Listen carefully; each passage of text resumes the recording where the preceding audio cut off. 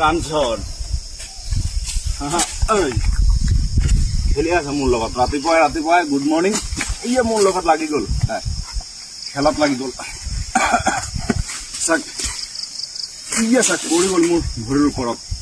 চাইছে এই মোক গোটেই গাল লেতেৰা কৰি দিলে ৰাতিপুৱাই ইয় ভৰি দুখ পাই আছো ক'তত ক'ত ভৰি ভাঙি যাব